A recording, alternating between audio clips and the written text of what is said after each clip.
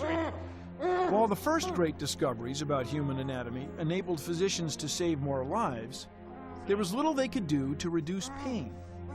Without anesthesia, surgery was a waking nightmare. Patients were held down or lashed to a table. Surgeons worked as quickly as possible. The sooner the torment was over, the better. In 1811, one woman wrote of the ordeal. When the dreadful steel was plunged in, cutting through veins, arteries, flesh, nerves, I needed no injunction not to restrain my cries. I began a scream that lasted during the whole time, so excruciating was the agony. Surgery was a last resort.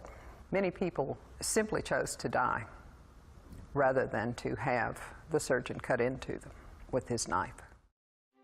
According to Dr. Harden, for centuries, various remedies were used to help ease pain during surgery. Some, like opium or an extract from the mandrake root, were narcotics.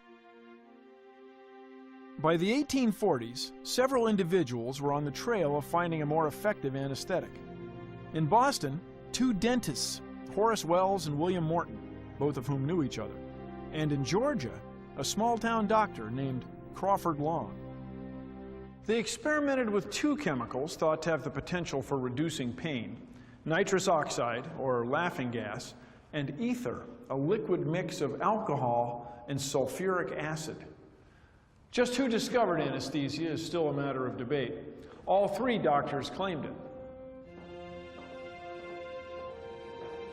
One of the first public demonstrations of anesthesia occurred on October 16, 1846.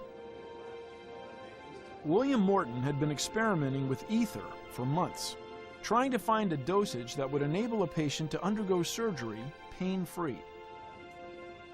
With a special device of his own creation, he convened a demonstration before an audience of Boston surgeons and medical students. He administered ether to a patient who was about to have a tumor removed from his neck. Morton waited. The surgeon made the first incision.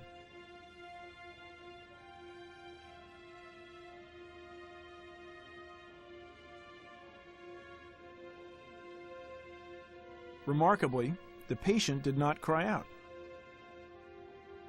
After the surgery, the patient reported feeling nothing throughout the entire operation, and word quickly spread. Surgical pain was conquered. Anesthesia had been discovered. Despite the discovery, many people were reluctant to use anesthesia.